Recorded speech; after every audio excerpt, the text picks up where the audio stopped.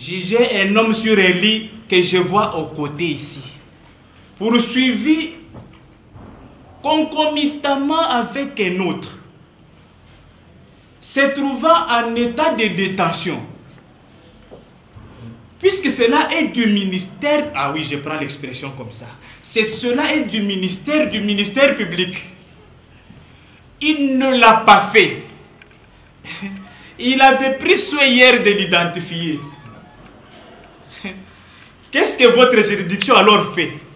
Ce que le ministère public ne pouvait pas prendre le risque de prendre une personne aussi dangereuse que Kaboundi Isaac en train de se transporter, de se promener avec lui. Le ministère public pouvait l'étendre pour l'amener vers où? Je ne sais pas.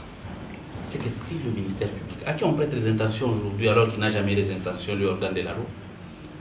Audience foraine à la clinique Ngaliema.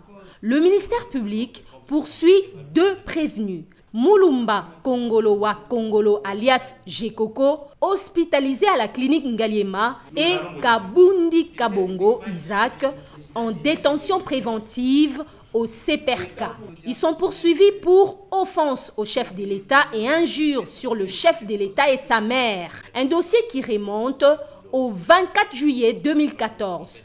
Selon le ministère public, le premier prévenu, Mulumba Kongolo wa Kongolo alias Jekoko, aurait proféré des injures envers le chef de l'État congolais Joseph Kabila Kabange et sa mère sur les réseaux sociaux, et les seconds prévenus, Kabundi Kabongo Isaac, aurait posté sur Facebook et WhatsApp des injures que le premier prévenu aurait proférées contre le chef de l'État de la République démocratique du Congo. Le tribunal de paix de la Gombe commence l'instruction de la cause. L'audience se déroule à la clinique Ngaliema où est hospitalisé le premier prévenu Jekoko sans la présence du deuxième prévenu resté en détention au CPRK. Le tribunal commence par vérifier sa saisine. Les avocats de la défense soulèvent l'irrégularité de la saisine mais acceptent de comparaître volontairement.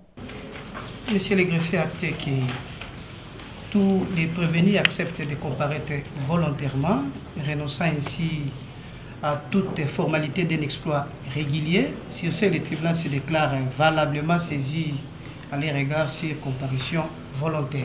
Après avoir vérifié sa saisine, les parties ont débattu sur les procès-verbaux d'audition des prévenus, mais également sur la remise sollicitée par le ministère public en vue d'organiser l'instruction des 2 prévenus. L'audience continue.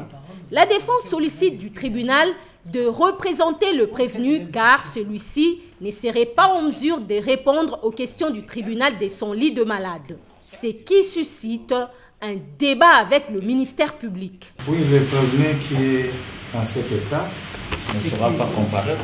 Pour les prévenus congolais, Jekoko comparé représenté par ce conseil.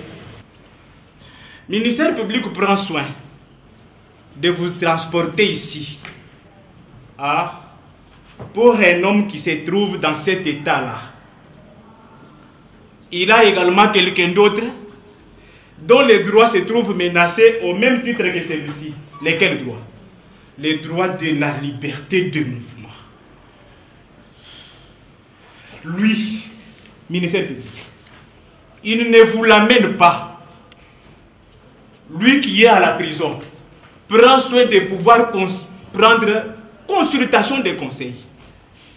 Il vous dit qu'il veut également être jugé. Et dans un délai, je prends des termes constitutionnels, dans un délai raisonnable. Si on le représente, c'est comme si son conseil va lui demander déjà de fermer sa bouche.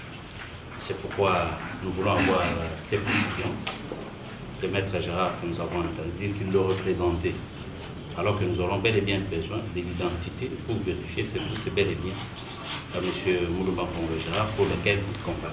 Le tribunal prend acte de la position du ministère public. La défense des Jekoko Mulumba conteste la procédure d'identification de leurs clients à la phase pré-juridictionnelle par l'officier du ministère public. La partie prévenue fait observer aussi au tribunal les irrégularités liées à son exploit qui omet la comparution du co-prévenu Kabundi Kabongo Isaac, cité par le ministère public. Ce qui suscite un autre débat. La décision concerne l'autre prévenu.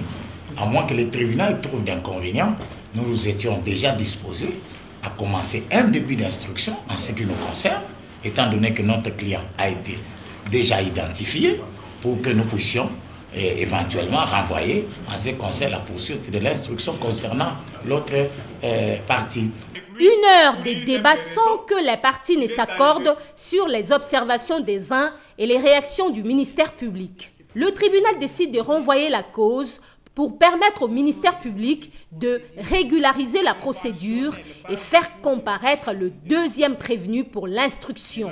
Ce prévenu est en détention préventive et que cette audience de la remise sera tenue en chambre du conseil ici. Le tribunal demande au ministère public de prendre toutes les dispositions pour qu'à cette audience, les prévenus soient ici. Une position du tribunal qui suscite un autre débat entre parties. Au-delà de cela, Monsieur le Président, nous avions un préalable à la fixation. Au regard de cette pièce du ministère public, notre client est en liberté. Parce que le ministère public le dit. Parce qu'il ne dit pas qu'il est en détention, mais il précise qu'il est en hospitalisation. Mais nous sommes un peu surpris parce que vous savez, nous avons des militaires qui sont commis à sa garde. Et ce sont des militaires qui sont CPRK, du CPRK, alors que la personne qui est en détention ne se trouve pas ici. Et qu'il plaira donc à votre auguste tribunal de rappeler à ces gardiens, parce qu'ils doivent se retrouver au CPRK, parce qu'ils se sont trompés certainement du lieu, parce que notre client n'a pas de moyens, lui-même cherche des moyens pour se faire soigner, il n'a pas les moyens pour les entretenir. Est-ce qu'on ne peut pas, le tribunal chercher que les conseils puissent se concerter ensemble avec le ministère public pour chercher la date de la remise et qu'à cette audience-là, vous allez présenter tous les moyens? Oui, maître. Monsieur le Président, une question d'ordre pratique d'abord avant que nous puissions nous concerter.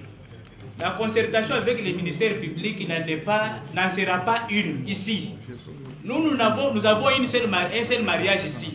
Notre mariage, c'est la coprévention mise à notre charge par le ministère public, notre comprévention. Donc, c'est comme ça que nous disons que nous sommes coprévenus.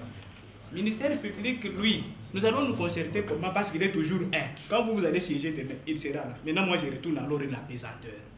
À quel jour votre chambre siège à l'heure d'aujourd'hui? Mais lorsque nous avons lu toute la feuille d'audience, et je confirme qu'à la première audience j'y étais,